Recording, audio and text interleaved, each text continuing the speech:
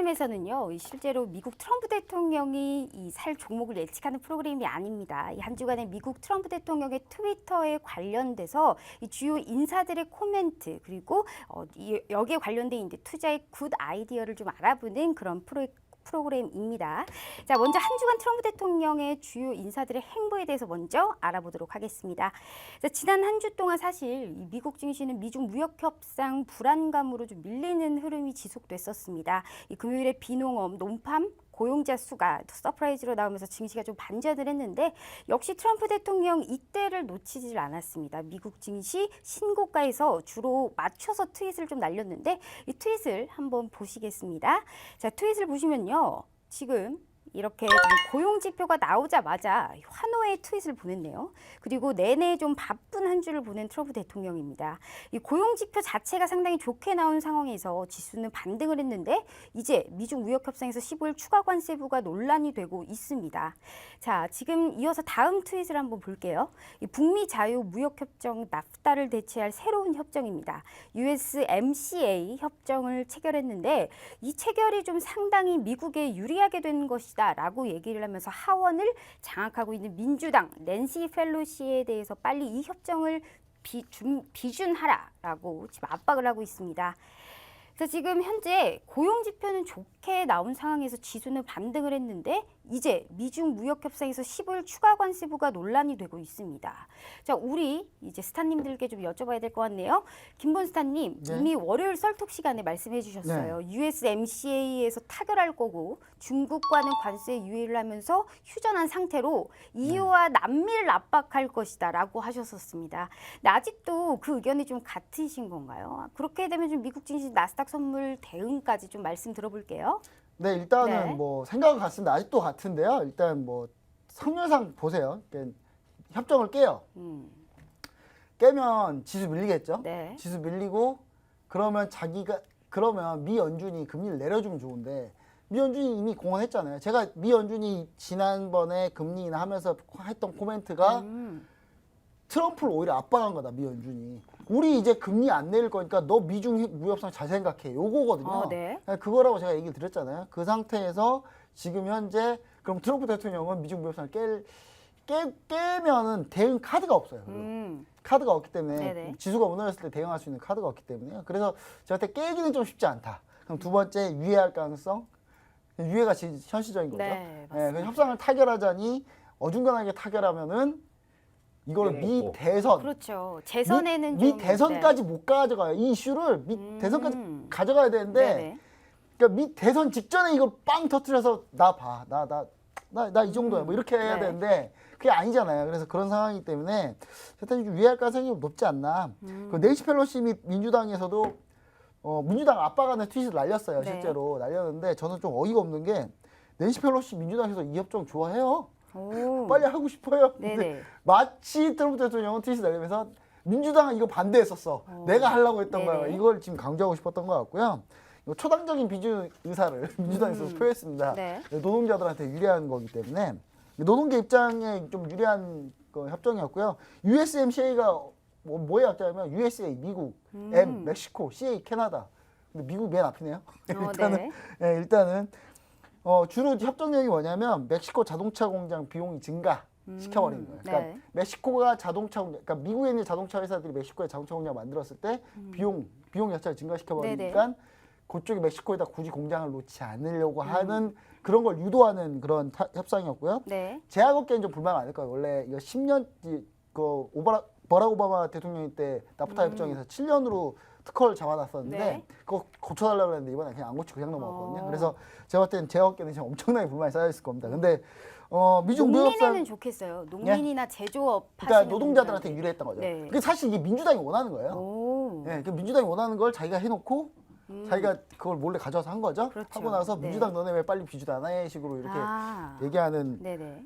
그런 전략입니다. 예, 자세히 뜯어보면 그래요. 네. 예, 일단은 자 미중 무역협상 추가 관세 결론이 나오기 전까지 좀 눈치 보긴 할 텐데 이게 언제 나올지 모르겠어요. 이게 그러니까 유예를 시키는 게 오늘 나올 수도 있고 내일 나올 수도 있고 직전 토요일 날 나올 수도 있는데 네. 일단 그걸 좀 우리가 좀 봐야 될 것 같고요. 1차 당연히 시나리오적으로 보면 나스닥 선물을 볼게요. 나스닥 선물 보면 시나리오적으로 봤을 때 일단 먼저 1차 협정 결렬하면 하락하겠죠. 하락하면 최소한 뭐 8,150 뭐 이 정도 빠질 거예요. 8,100 이 정도까지도. 8천까지도 빠질 것 같은데요. 저는 이 정도에서 끝날 것 같아요. 네, 그 정도. 아니 이 정도로 끝날 것 같아요. 왜냐면 뭐 의뢰 그렇다고 생각할 거니까. 근데 뭐 이 정도 빠져주면 정말 고맙죠. 네. 얼마나 감사합니다. 네, 감사합니다 할 생각인데 네. 제가 봤을 때는 뭐 그럴 가능성이 조금 적고 관세 유예시는 조금 이 상승세를 좀 지속하지 않을까. 그 협정 타결 시 상승할 가능성 은 당연히 높겠죠. 그건. 그래서 이제 우리가 시나리오 전략을 다 세워놓고 네. 미리 뭔가 배팅을 과하게 하지 말고 가볍게 단기 플레이 하시면서 네. 뭔가 결과가 나왔을 때 그 방향으로 따라가는 게 네, 좋죠. 따라가는 전략 네. 요렇게 가는 게 나스닥이 훨씬 좋다. 그 장중 트레이드는 단기 매수만 저는 봤으면 좋겠습니다. 아, 단기 네네. 매수만. 단기적으로 그냥 매수. 매도는 확인하고 진행하자. 뉴스 나오면 그때 따라가자. 네네. 네, 저는 약간 그럼 폭이 한 번에 안 나올 거 아니에요? 또 아니 협정 갑자기 결렬됐어요. 그러면 하루에 단 1초 만에 다 밀리진 않을 네. 거 아니에요? 예. 그럼 시간은 분명히 주겠죠. 시간 주면서 오. 이틀 동안 3일 동안 밀리겠죠. 그때 먹어도 충분하다. 제가 약간 이런 생각으로 대응 전략 했으면 좋겠습니다. 네, 알겠습니다.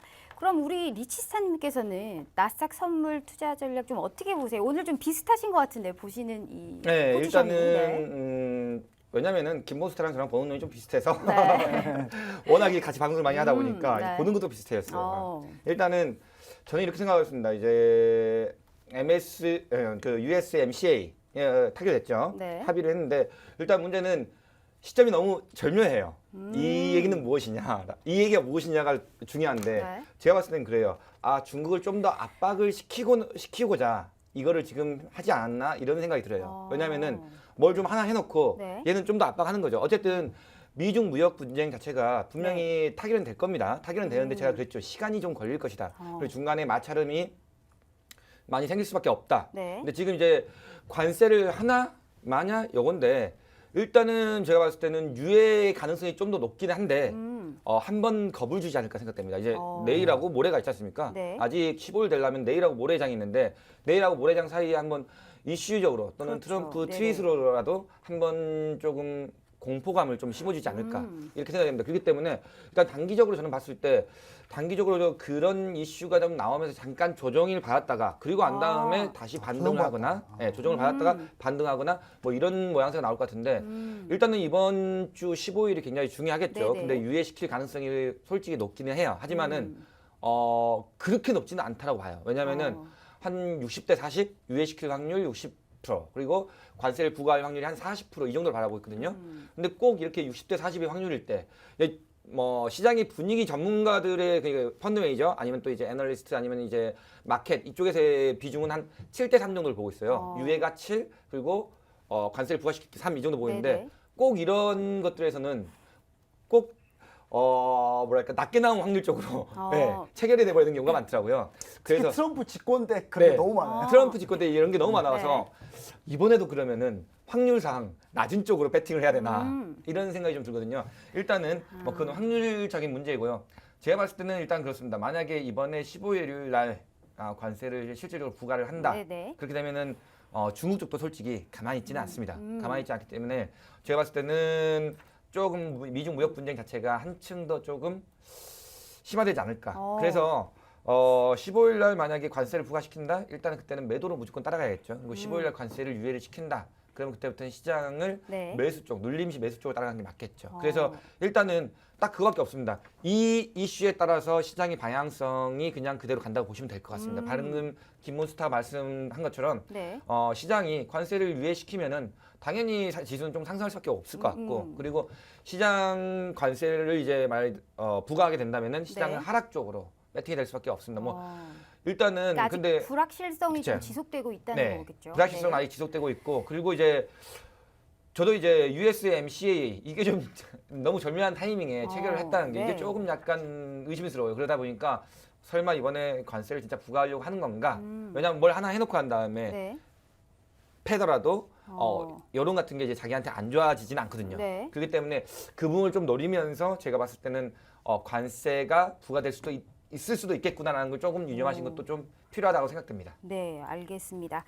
자, 지금 이어서 그 다음 트윗을 한번 보도록 하겠습니다. 자, 오랜만에 북한의 김정은 위원장에 대해서 트윗에서 언급을 했습니다. 일단 좋은 관계지만 일부 적대감은 있고 이 김정은은 북한이 미국 대선 선거 개입을 원하지 않을 것이다 라고 지금 트위터를 보냈는데 오늘 김정은 위원장은 이에 대해서 좀 트럼프 대통령에게 실망했다라는 분석이 나오고 있고 북미 대화의 교착 상태에서 벗어나고 있지 못하고 있습니다. 지금 일각에서는 사실 무력 도발을 감행할 가능성도 있다라고 지금 얘기가 나오고 있는데 여기에 지금 미중 무역 협상 추가 관세 부과가 얼마 남지 않은 상황에서 안전자산인 골드에 대한 방향성 상당히 좀 궁금해지고 있습니다. 대표적인 우리 안전자산이죠. 김본스타님. 네. 이 금에 대해서는 좀 어떻게 봐야 될까요? 좀 소폭 사실 어제장 올랐는데 네. 뭐 일단 중요한 게 이제 두 가지 포인트겠죠. 네. 일단 미중 무역 협상이 결렬됐을 경우 골드가 오르겠죠. 그리고 북한의 김정은 위원장이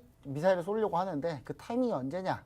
봤을 때 미사일 쏜다 그래서 골드가 오르진 않을 거니까. 네. 요즘 이제 별로 반응도 안 하거든요. 근데 시점이 약간 좀 그래요. 제가 봤을 때 한중일 정상회담 이때일 것 같거든요. 22, 네. 23 이때거든요. 제가 봤을 때 22일 전에 뭔가 액션 나올 것 같은데 그때 쏘면 약간 흔들리긴 할 것 같아요. 근데 제가 봤을 때 그거보다는 일단 미중 무협상이 당장 코앞에 있으니까 그것만 봐야 되겠죠. 네. 일단 6개월 동안 미 연준이 현재 개점 휴업 상태인데 개점 휴업 상태라고 보시면 돼요. 앞으로 미 연준이 6개월 내에 금리를 움직인다? 가능성 거의 없습니다. 거의 없기 때문에 골드 하락은 당연히 방어하는 거고요. 네, 골드 하락은 방어해 주는 거죠. 그렇게 되면. 그리고 미중 무협상 실패 시 접근이 가능한데 EU 자동차 관세 부과도 있어요. 네. 이거 끝나면 아마 EU 자동차 관세 때릴 거예요. 나토 가서 회의하려고 갔더니 캐나다까지 포함해가지고 이번에 자기들끼리 신나게 자기 욕했잖아요. 네. 그랬더니 캐나다 USMCA 회의 때 캐나다 아무 말도 못했어요. 미안해가지고 그런지. 네, 그럼 이제 이 다음 타겟은 EU겠죠. 자동차 관세를 아마 때릴 것 같습니다. 그럴 때 네. 아마 골드 또 올 가능성이 있으니까 제가 또 골드 상승의 요인이 좀 많다. 이렇게 보여지고요. 상승에 전반적으로 좀 유리한 상황입니다. 그래서 네. 지표 고점 가능성은 있는데 그러니까 지표 고점 가능성을 타진하려면 1월까지 기다려야 돼요. 1월에 지표가 나오는 거 또 확인해야 돼요. 네네. 그래서 1월 지표 나오는 거 확인하는 그 시기 동안은 골드가 조금 방향을 잡을 수 있다. 상방으로. 그래서 상승이 더 유리하다. 그래서 저는 1463에서 단기 매수 대응 하시면 좋을 것 같습니다. 근데 미리 들어가 있지 말고요. 예, 터지면 그때 골드 요즘 한 템포씩 늦게 움직이거든요. 네네. 예, 그렇게 보시면 좋을 것 같습니다. 알겠습니다. 그렇다면 우리 리치스타님께서는 이제 골드 투자 전략 좀 어떻게 보세요? 제가 이전부터 계속 말씀드렸는데 네네. 골드는 1450선에서는 매수 쪽, 1450에서 1460선은 매수의 존이다라고 말씀을 드렸어요. 오. 왜냐면은 거기를 몇 번 왔다 갔다 했어요. 지금 보시면 알겠지만은 이전에 1448.9까지 찍었죠. 네. 그리고 그 다음에는 1446.2. 제가 봤을 때는 이렇습니다. 일단은 뭐랄까 미중 무역 분쟁 자체가 아직 해결된 건 아니에요. 그러다 보니까 아직 코멘트들이 많이 남아 있습니다. 그렇기 때문에 골드는 언제든지 상방은 치러 갈 수 있다. 네네. 다만 지금 달러 인덱스 자체가 너무 강하기 때문에 네. 골드가 힘을 받지 못한다라고 보시면 될 것 같고요. 근데 이제 뭐랄까 금리 동결이 이제 일어났기 때문에 금리 인하를 내년 2월까지는 안 할 겁니다. 아마도 네. 점도표를 보면 보통 그렇게 나오는데 지금 FOMC 위원들은 세 갈래로 완전 나뉘었어요. 금리 인상 6개월 동결로 그러니까요. 거듭해놨어요. 그래서 완전 세 갈래로 갈렸는데 문제는 점도표를 보면은 최근 3개월 동안은 이제 금리 인하나 인상 이런 거 없습니다. 무조건 동결이에요. 그렇기 때문에 네. 골드가 이때를 틈타서 상방 쪽이 한번 나올 수가 있습니다. 그렇죠? 네. 골드가 뭐 예를 들어서 1450 정도 이 정도에 근처했을 때는 일단은 매수 쪽으로 바라보는 게 맞습니다. 그리고 만약에 1447만 깨지지 않는다면 골드는 네. 상승세를 계속 유지시키면서 약간 상승 쪽으로 가겠죠. 그러면서 일단은 달러 인덱스가 좀 꺾일 때 그때가 이제 골드 인덱스 파괴력이 굉장히 크지 않을까. 그리고 달러 네. 인덱스가 꺾이거나 아니면 미 증시가 무너지거나 이렇게 되면은 아마 골드가 파괴력이 조금 클 거라고 좀 판단이 됩니다. 네, 알겠습니다.